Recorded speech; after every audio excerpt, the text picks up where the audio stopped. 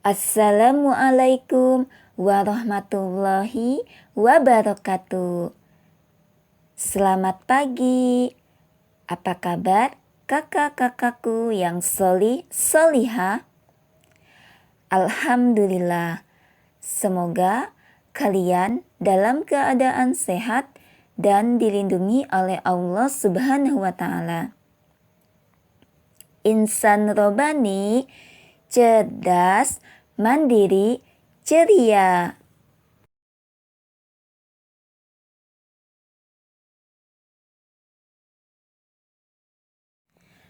Bagaimana dengan pembiasaan hari ini? Apakah sudah dilaksanakan sholat duha dan murojaahnya? Oke, kalian sangat luar biasa dan tetap semangat ya kak dan istiqomah dalam pembiasaan di rumah. Alhamdulillah, kita bertemu lagi di pembelajaran kelas daring. Yuk dipersiapkan buku tematik 4H dan alat tulisnya. Hari ini kita akan melanjutkan tematik tema 8, 4H. Daerah tempat tinggalku. Subtema 1, PB 3, 4, dan 5. Lingkungan tempat tinggalku.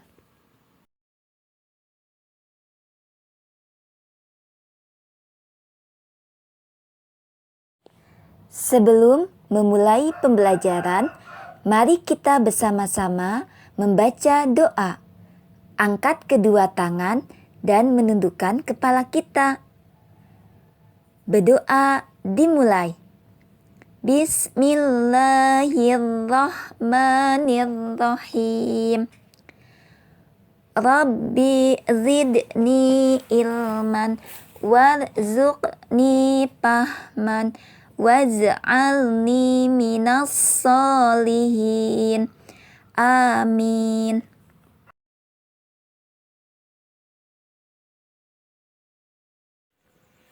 Tujuan pembelajaran yang akan kita capai dalam pembelajaran 3, 4, dan 5. 1. Siswa dapat mengetahui macam-macam pekerjaan dengan keadaan lingkungan alam. Yang kedua, siswa dapat mengidentifikasi jenis pekerjaan yang berhubungan dengan kegiatan ekonomi.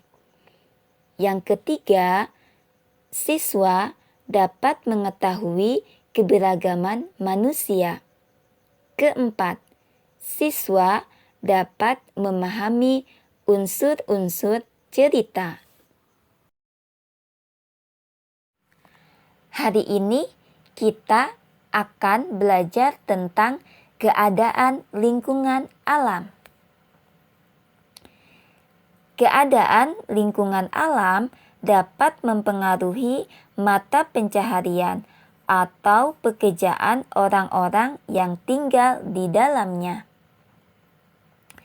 Misalnya, mata pencaharian orang yang tinggal di daratan tinggi tentu berbeda dengan mata pencaharian orang yang tinggal di daerah pantai.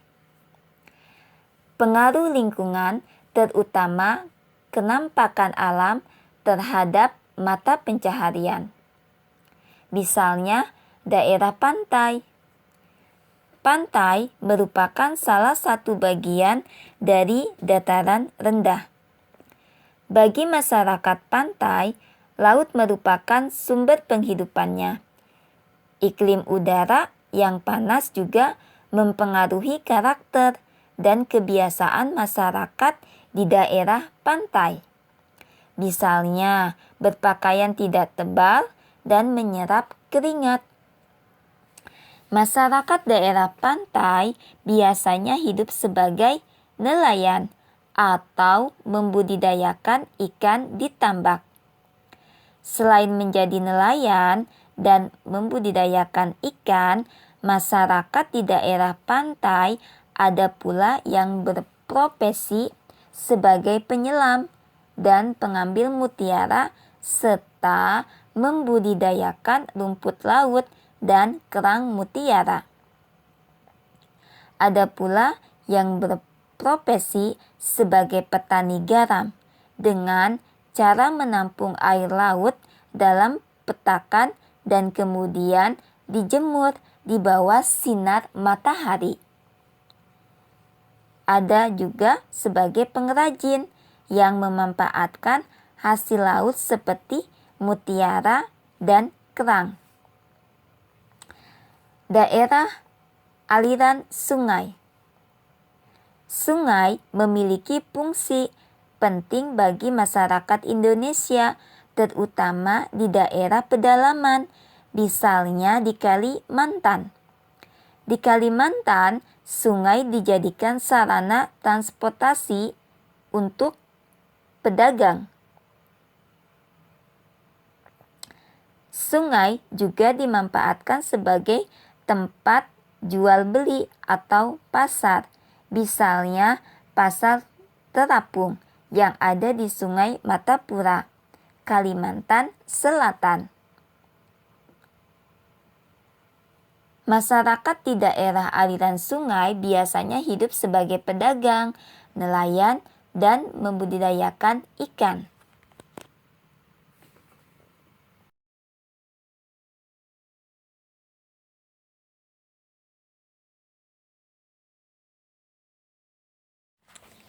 Daerah dataran rendah. Daerah dataran rendah terbagi 3, yaitu daerah pedesaan.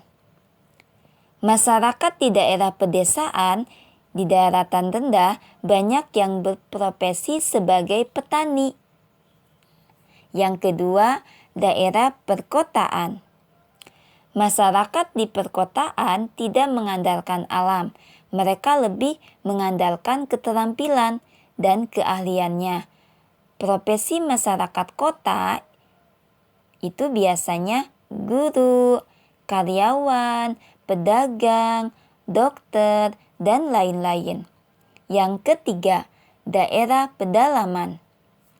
Di daerah pedalaman, masyarakat hidup mengandalkan hasil hutan. Kehidupan masyarakat pedalaman masih sangat bergantung pada alam. Daerah dataran tinggi.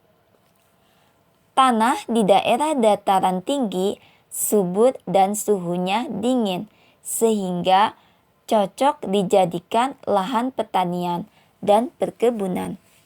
Masyarakat di daerah dataran tinggi sebagian besar hidup dengan bercocok tanam.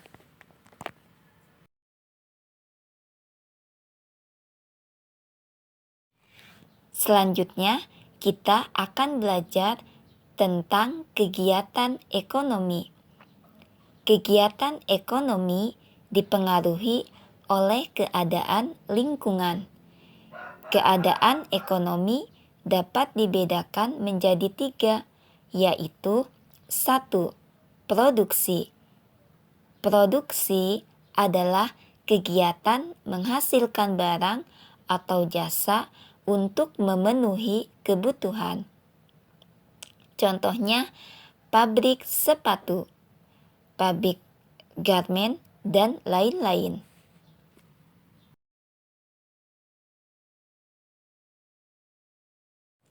Yang kedua, distribusi. Distribusi adalah kegiatan menyalurkan barang hasil produksi.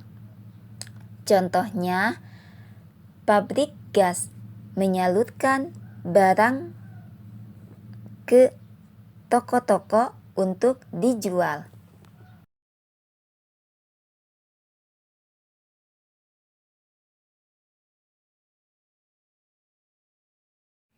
Yang ketiga, konsumsi. Konsumsi adalah kegiatan menggunakan atau memakai barang hasil produksi. Contohnya, membeli dan memanfaatkan barang berupa makanan dan pakaian. Seperti kita membeli makanan atau pakaian di supermarket, baik itu di pasar.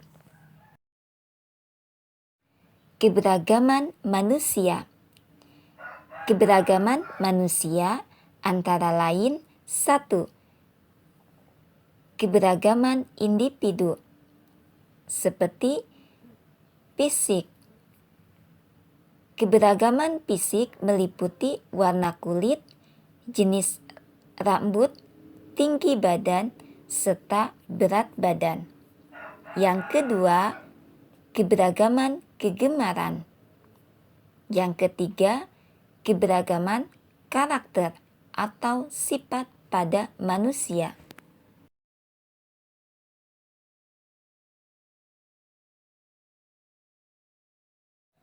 Selanjutnya, kita akan mempelajari tentang tokoh. Penokohan adalah cara pengarang menggambarkan karakter tokoh-tokoh dalam cerita. Tokoh adalah orang atau pelaku yang berperan dalam cerita. Di dalam suatu cerita, ada 2 jenis penokohan tokoh, yaitu 1. Tokoh protagonis, yaitu tokoh yang mendukung cerita. Tokoh jenis ini biasanya berwatak baik. Yang kedua, tokoh antagonis, yaitu tokoh yang menjadi penentang cerita. Tokoh jenis ini berwatak jahat.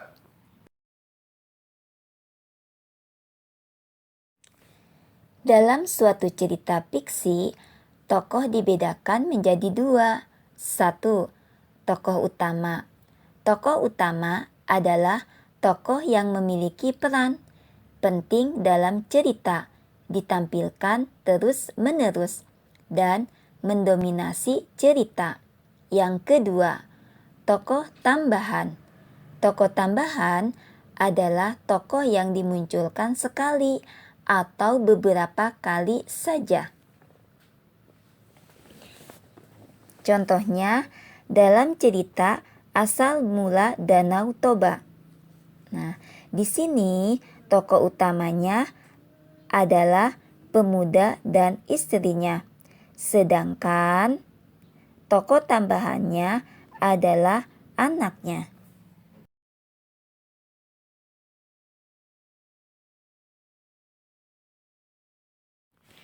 Kesimpulan dalam pembelajaran 3, 4, dan 5 tentang pengaruh lingkungan alam. Pengaruh lingkungan kenampakan alam terhadap mata pencaharian. Ada daerah pantai, daerah aliran sungai, daerah dataran rendah, daerah dataran tinggi. Yang kedua, tentang kegiatan ekonomi. Kegiatan ekonomi dapat dibedakan menjadi kegiatan produksi, distribusi, dan konsumsi. Yang ketiga, tentang keberagaman manusia.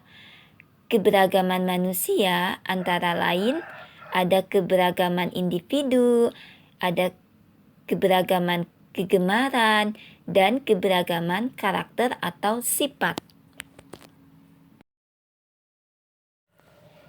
Penokohan. Jenis penokohan ada 2, yaitu tokoh protagonis dan tokoh antagonis.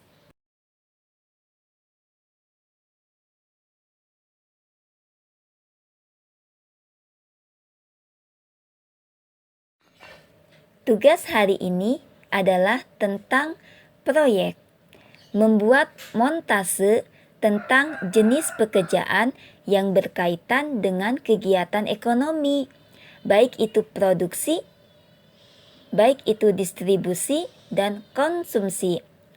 Produksi minimal 2 gambar, contohnya, distribusi minimal 2 gambar, contohnya, dan konsumsi minimal 2 gambar, menggunakan kertas Asturo Pelangi. Kirimkan ke wali kelas masing-masing. Kelas 4A Bu Rizka, kelas 4B Bu Soleha, kelas 4C Bulia.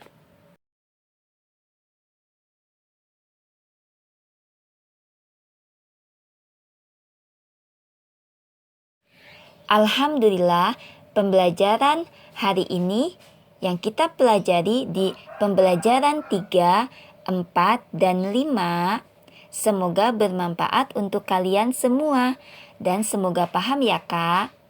Sebelumnya, kita tutup pembelajaran hari ini dengan membaca doa kafaratul majelis. Berdoa dimulai. Subhanaka Allahumma wa bihamdika asyhadu an la ilaha illa anta astaghfiruka wa atubu ilaik. Amin.